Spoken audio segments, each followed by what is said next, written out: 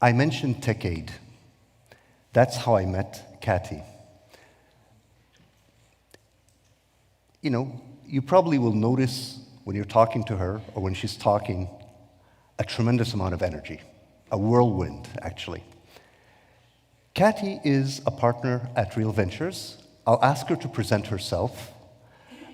She does a better job at it, but on her LinkedIn, the sentence that stands out is, which one? The Indiana Jones of ideas.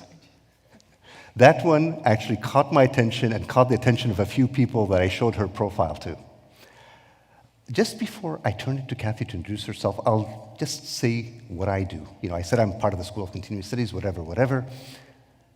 I help adult learners learn about AI, data science, and analytics. That's my mission in life, pure and simple. Katy, please tell us about yourself. Yeah, hi, good morning. Je parle français aussi, donc quand vous avez des questions, c'est correct, on peut en jaser en français. So I speak both.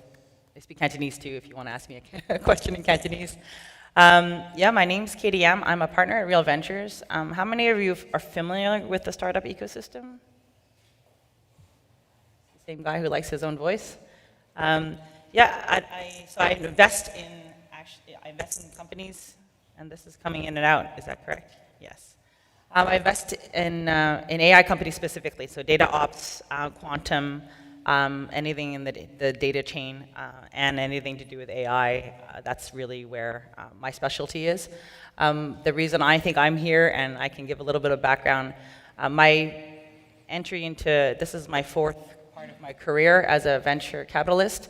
I started my career at Maple Leaf Foods. I ran Quand c'est frais c'est pommes, Bon Matin. So at the end, I was running white bread across Canada. This is dipping in and out, right? Yeah. Yes. I speak pretty loud. I don't even know if I need this mic, but if it's distracting at one point, let me know, and then I can just speak without the mic. Yeah, so I actually worked managing white bread and 19 production facilities. That's the start of my career, the sales part of it. So I know mostly everything to do with all the things it takes to get bread delivered daily into all your grocery stores. And then I transitioned over to Lotto Quebec. It's a weird transition. So I went into casino gambling. So for those who, how many of you are from Quebec? Just as a curiosity. Who's out of the province? Out of province? Are you guys from Canada? Yes? Like Ontario? Okay, Ontario? Okay. Any people outside of Ontario and Quebec? Yes, where are you from? BC. Okay, perfect. Anything outside of BC, Ontario, and Quebec? Yes. United States, okay. And US? All right, sorry, I just want to make sure who I know I'm talking to. Yeah, so BCLC or AGLC or OLG, that's pretty much what I worked. And I ran the new product development, product management, and business intelligence teams there.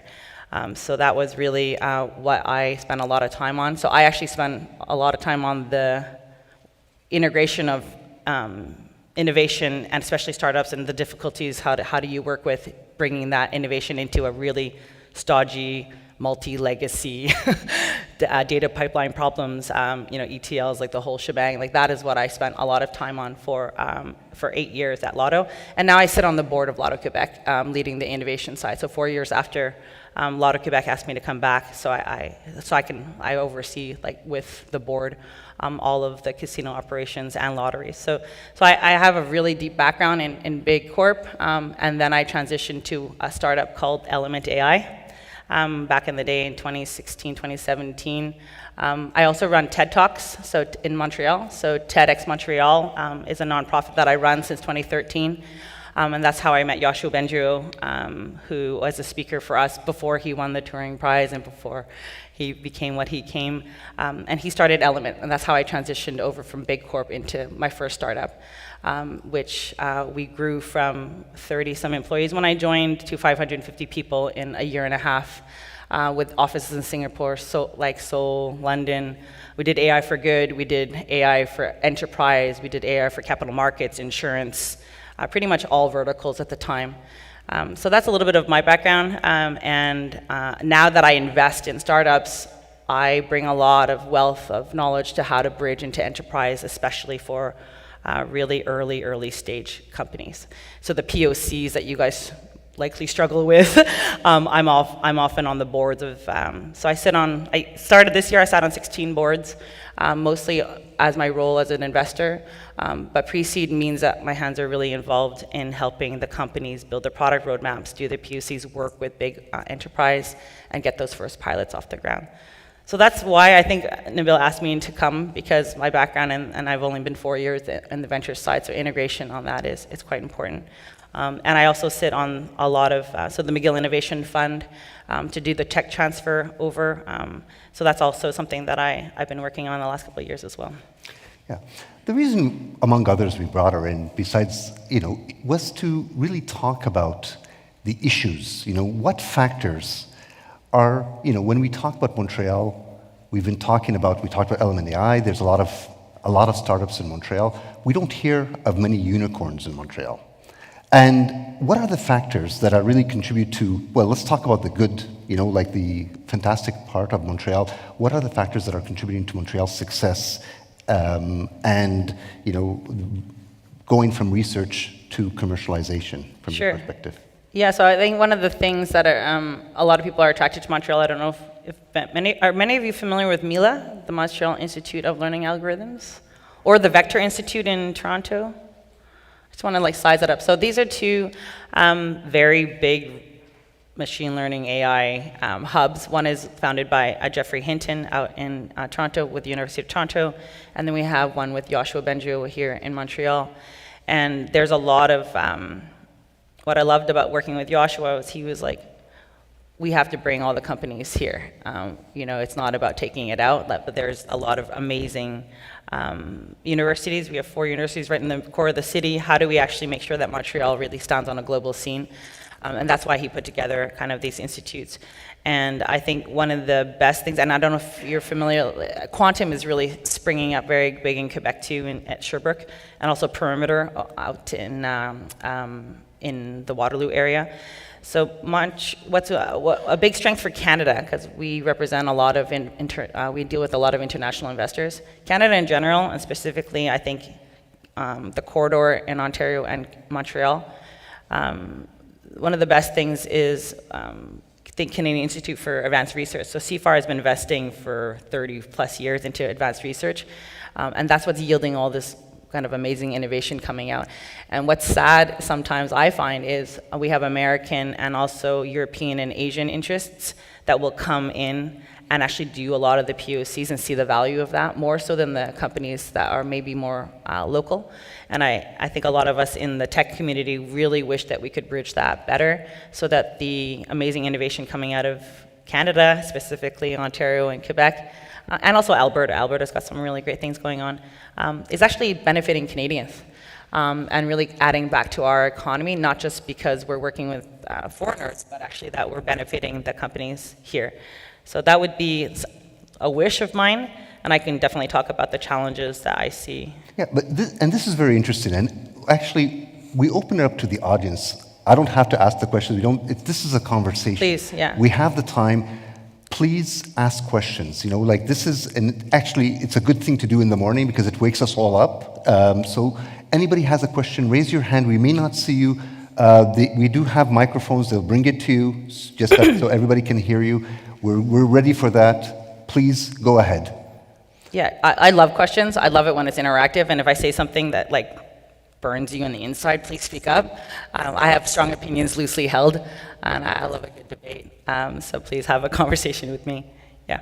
So that's a good lay on the ground. Yeah. So we're gonna go to the next. Or is there any questions now for relevance? I saw no. By the way, I don't have my glasses on. Okay, we have a question over here. Can you elaborate on some of those challenges? Because with the work from home, you can hire people essentially across the globe. Yep. Sorry, can you elaborate about some of the issues that you see with Canadian companies becoming unicorns? With the work from home, you can hire essentially anywhere in the world. Capital moves across borders. So what are some of the challenges that you see? Sure. I have a question. Is it about the challenges the startups see or the enterprise have with integrating some of the Once technology? they have good proof of concept and to grow into a really big enterprise. So from the startup perspective, the Yes. challenge. I just want to do a little, how many of you work for a large organization, 5,000 persons and more? Just gives me an understanding. Okay, between 1,000 to 5,000? It just gives me less than 1,000? All right, less than 100? Okay, so it just gives me an idea of like what size of like the weight of the questions are. Yeah, so I would say the challenges that startups face, number one, especially with large enterprise customers, like I have a startup right now that we're working with like large, very large insurers globally. The challenges are the data pipelines aren't secure enough. It's really challenging on the cyber front. So you have these small companies, and then so those who are on the VC track, for those who do not know, like when we hear about like Series A, Series B, Series C, these are just sizes of rounds, and there's pre-seed and seed, and basically that's how far along is the product developed. So there's a lot of risk in pre-seed, and there's a less risk, like risk has been mitigated when you get to like C rounds or E rounds, okay? So in Canada, just to give a size, and I'll tie it back to why this is important, like a pre-seed round is under $1 million, and then, you know, pre-seed or seed is like $1 million to 10 million that they raise, and then you can get more and more. The issue is they're on a runway that's really short, so we push them to be a negative 18 months. They're actually building for something that's further along on our money. And they're trying to get POCs, but the POCs or the business or the SaaS model doesn't actually pay salaries or expenses or runway. So the biggest risk with that, sometimes from the enterprise side working with a startup, is will you exist in 18 months? And that's a big risk.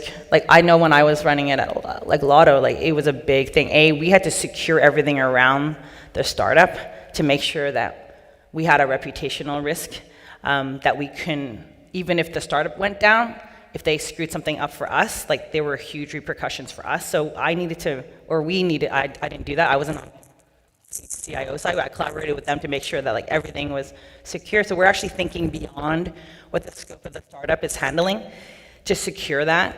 And then I also have the risk of like, are they going to exist in 18 months or 24 months? And every time they raise, I have that question again.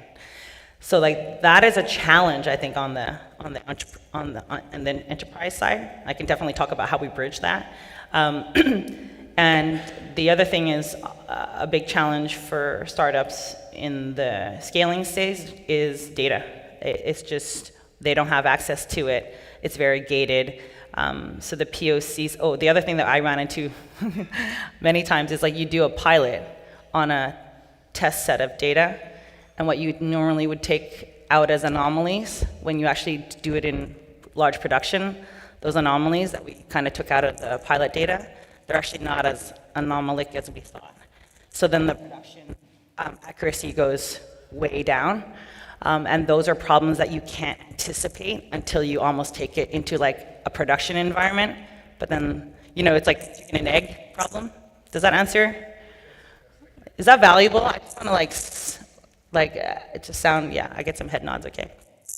Like I have a lot of stories and happy to dig into like really big mess ups too that we've done. Also successes. We have a question over there. Yeah, I can hear you and I'll reiterate, yeah. So I'm moved from Houston, Texas, but I grew up in Calgary, so I sort of understand the startup part. My name is Sean. So I've moved from Houston, Texas. Lived there for the last 10 years, and Sure. Before that I grew up in Calgary, so I have sort of understanding of both markets. But I wanted to validate a hypothesis that I've always heard, that Canada market is good for finding a product market fit, but not for making money, and it's always US where you scale out and stuff like that. So I wanted to sort of validate that. Is that what you have seen? And also money, how easy or difficult it is to raise funding compared to US, since you have that visibility? Interesting. And can I ask the why behind your questions? So that we can do what with? Yeah. Yeah, just looking into that ecosystem and trying to do something in the startup space myself.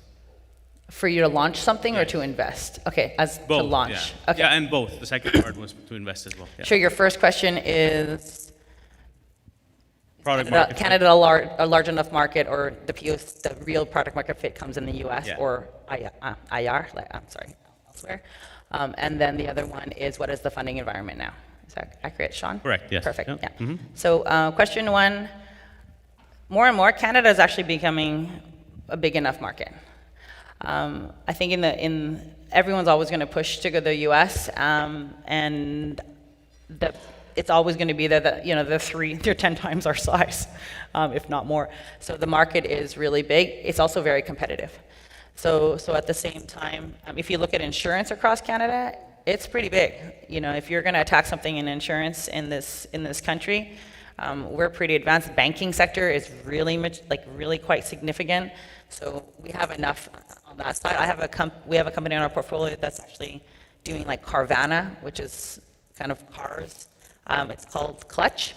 And actually, the US investors invested, and we actually have sized out the Canadian market's big enough. So we actually have US investors coming to fuel this company, and we are concentrated only on Canada.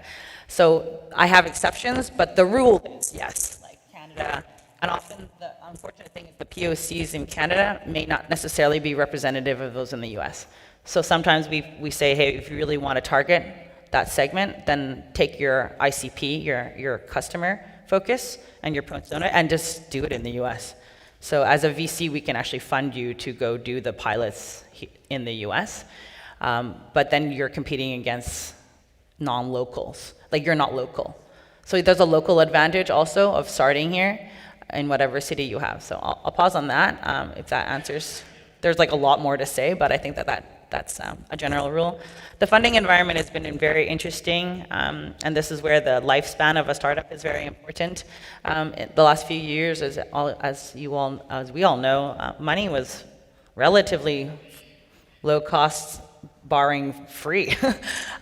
People could get a lot of money, and we had a lot of hype in the startup sector, in that everyone wanted to be an entrepreneur. It was like the coolest thing. Silicon Valley as a show was really popping. Like, you have all these big, I'm going to call them bros. It looks really fancy. Like, like they got funding rounds on a napkin. That is not the case now. Actually, I was telling Nabil just before, right now the funding environment is very much like the desert. Those who are found the oasis have more water than they can drink, and they're elbowing. So recently, I don't know if you guys saw, there's a really great startup here called Maxa AI. They just raised a round. They were voted. How many of you work with Snowflake? Yeah. So Snowflake has a competition on what's the best technology to integrate with them, and Maxa won that. They literally won globally, the best startup working with Snowflake. Boom. Everyone wanted to invest into, and so they just closed a pretty big round, and that's based here. It's like in Montreal. So you talk about unicorns, I'm like, that's one that's on its way, I hope. So those who can't find the oasis are going to struggle. And that right now the pivot in venture has been really interesting.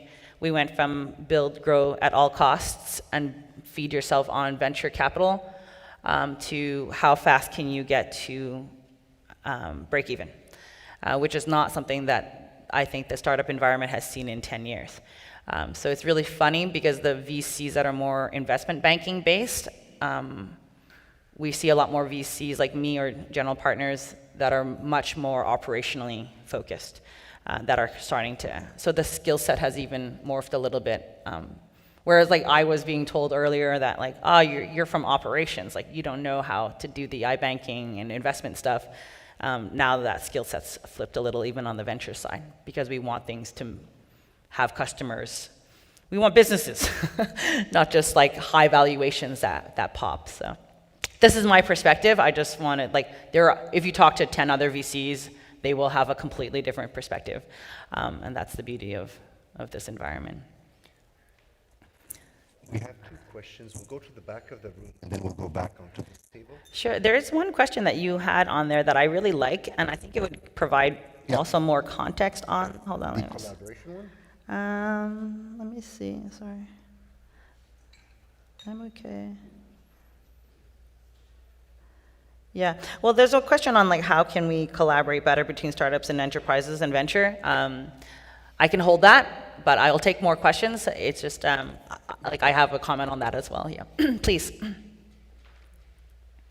Hi there. Thank you for presenting this morning. I'm curious from a productivity perspective, since innovation is really only an innovation when people use it, do you think that part of the difference between the US and the Canadian market, that Canadian firms don't use and incorporate AI as fast or as readily as US firms, or you don't really see that in your experience? Sorry, can I reiterate that I understood your question? Your question's around whether or not Canadian enterprises integrate AI and technology slower, and if there's a difference. Yes, because from an economic perspective, there's a productivity element there, right? Like, firms using AI might be more productive, and I was wondering if you see that from the ops side. Like, do you see a difference in the adoption rate of AI in Canadian firms as opposed to US firms? Sure. And your name is? Viviane. Viviane, merci pour la question. Yeah. I would say I can't speak for all of the market. So I have a perspective. It is not whole or complete. It is partial. So I'll provide my partial perspective to this, because there's a million things going on everywhere else. So I don't want to generalize on that. But I would say it all depends on who the CTO or CIO is in the big company. Like, it depends. Like, it really, I think some companies I see that are huge, but have this really entrepreneur kind of culture, right? And they set up really kind of these like sandboxes, not literally, but also sandboxes in their company to really kind of go through that pipeline and test a lot of things. So they're also like doing entrepreneurship with entrepreneurs inside their company, and then like they iterate very fast. So that I see more in the US, but I think it's also the question also that they're like 10 times our size. So like there's absolute numbers, and then I don't have the percentage like penetration on that. Like that's a question I would hold, like what's the, I do think that Canadians tend to be more risk adverse in general. Even I'm more risk adverse. I can see in my investment style is more risk adverse. Like I hold my investors' money tighter than my own money, I would say, almost. Like, I think it's a culture of like most of the investment funds coming into venture funds are pension plans, large institutional funds. So there's a governance piece in Canada that I think is not to be neglected with regard to a lot of the capital that's flowing even into venture. And I think that a lot of our biggest companies in Canada are also Crown Corps. Like I work for a Crown Corp. And like on était redevable, like we absolutely promised, like, a lot of Quebec's reports to the Minister of Finance. So we are accountable to the delivering us. And so we don't want to risk that. So the risk profile for making sure that we're delivering the dividend is something. So I just want to paint that as a subtext, which makes it for the daring to be harder. I don't know if that makes sense, Viviane. And then I think there's a volume play in the US. There's a lot more people that are building big businesses. A lot of them are family owned still, and they have foundations. So they're willing to take a risk a little bit more because it's their own money. And also, stock market, they're at a like they're really looking for shareholder value in a different way than our shareholder value, which is maybe sometimes more of a community, not community play, but there's other stakeholders that they're taking to see. Like Delaware cores are really focused on stakeholders, and like they'll sue the board. You know what I mean? Like if you're not delivering the returns, and that pushes innovation. I will comment one more piece of like whenever I talk to startups, which is very funny. I'm like, how do we break in? Like I'm always like I'm a very hacker mindset. Like how do we break into big corp? I literally tell my startups, scan LinkedIn. So I reverse engineer the the hierarchy out of LinkedIn profiles. So I can't see your internal map, but based on everyone's very proud of where they work and proud of their titles. So we just scrape that and then we re-engineer kind of like who reports to who and who has, and we figure out the power dynamics and try to figure out who makes the decisions. And what we were looking for as a startup, this is when I was in Element, like we were hacking. I'm looking for brand new players who have reputations that they want to win. They want to show that they've freshly arrived in a big position, and that innovation is going to help them. And we will be the ones, or my startups will be the one that will help them demonstrate a big win to their new comité de gestion, to their board or whomever. So like a new CTO or a new manager, a new whatever, like if it's in the chain of decision makers and they have to prove a win, that's a great champion customer. The other one is someone that's been there a while, is struggling, it's a problem, they're desperate, they have to figure something out, or else their job's at risk or their team's at risk. This is also when they'll take a better risk. If you're cruising, revenues are good, everything's like stable, your product's doing good, it's growing at a clip, everything's great, you're less likely to take a risk because things are working. So that's like something I've hacked on my side as an entrepreneur in this space, and I'm providing that as that's how I know who's more open or not to innovation. I didn't answer your question directly. Thank you very but- much. No, it's perfect. We had the gentleman over there that wanted to ask a question. While we're getting the microphone to him, what about the hype? You know, are companies in Canada worried about the hype and, you know, when we talk about AI, everybody's thinking. Sure. The hype. Just to check, is this interesting? Like, or some of like, yeah? Okay, great. So like, you can say it. Bonjour. And then ask me. If it's not interesting, please ask a question that you Yeah. want to know about. That's actually like my desire. I'm here for you today.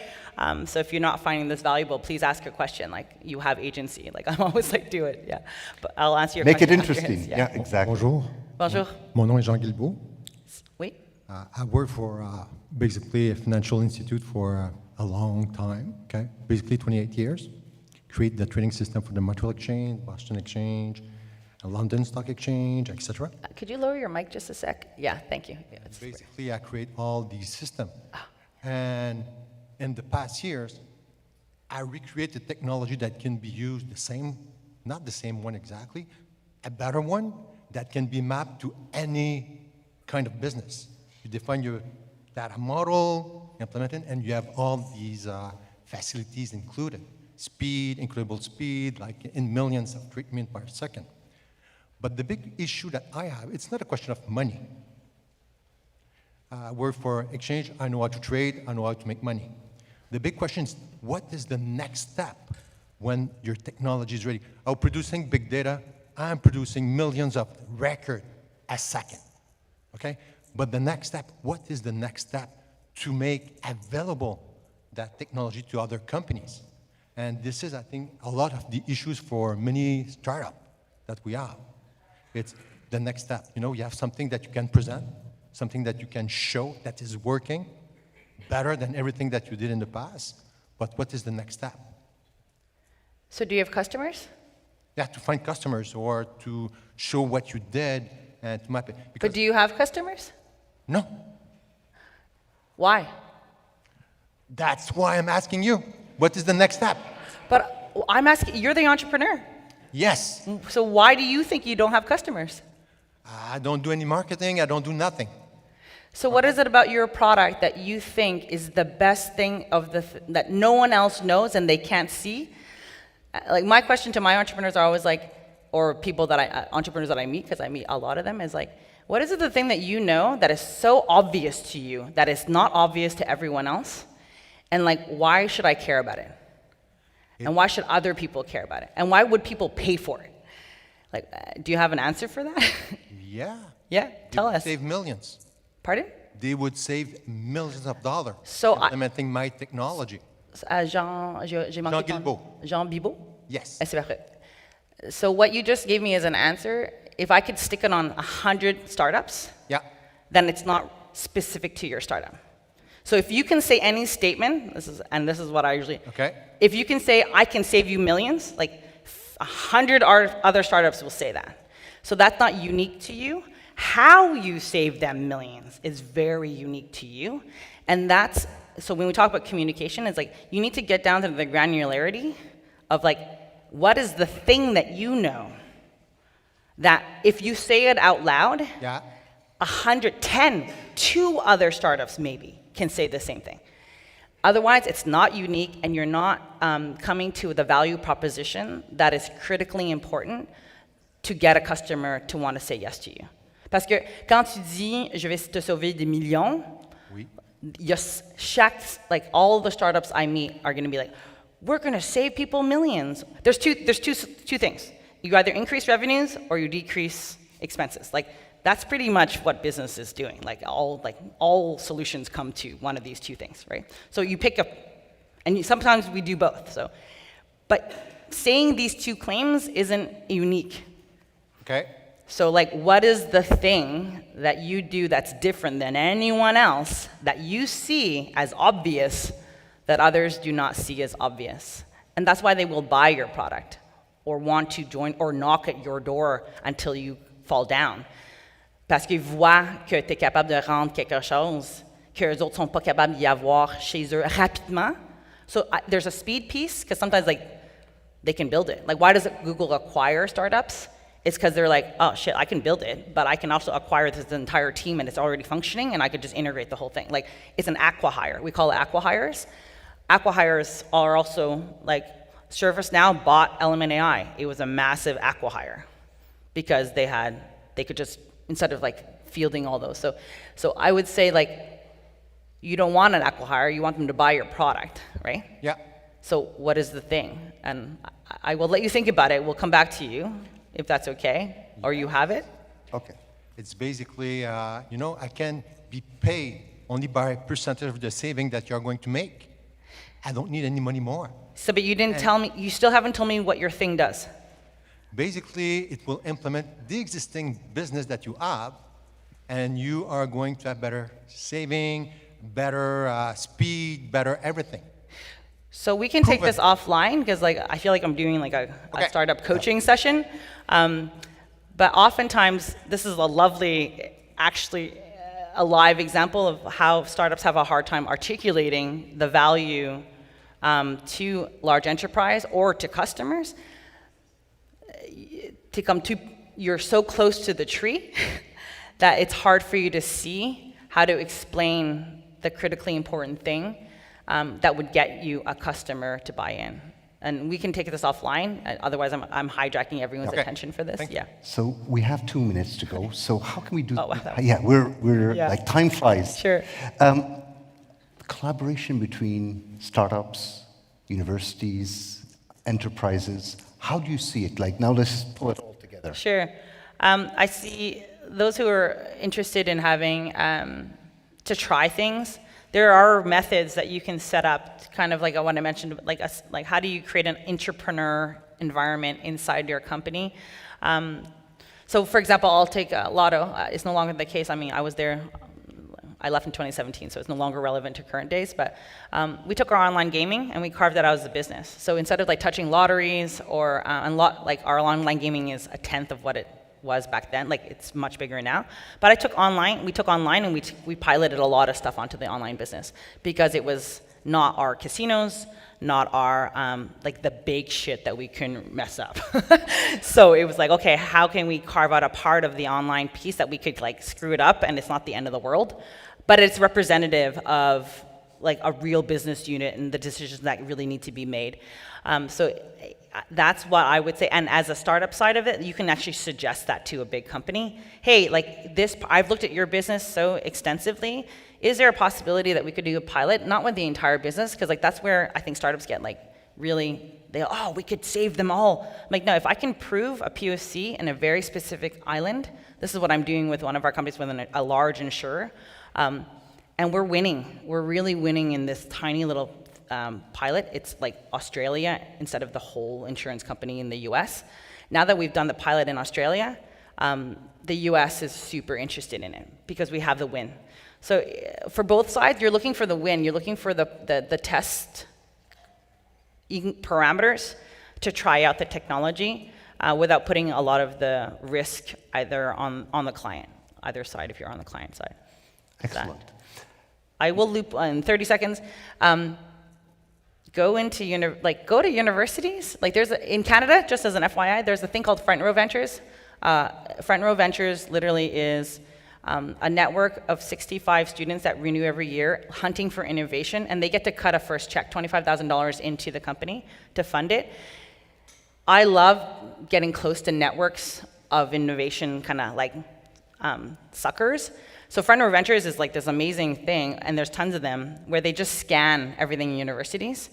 So if you just tie in, you don't have to go to every university, you can just look at, so I subscribe to all the university innovation newsletters, and I have an algorithm that just kind of summarizes stuff for me, and I'm just looking at the peaks on that. So there's a way to keep a pulse on stuff, and you can initiate a lot of innovation in your company as well. So that's what I would leave it on. Well, we would like to thank Katy for her amazing perspective. I hope she'll be here to answer some questions in between. Thank you so much. It's been great. Great, thank you. Thank you.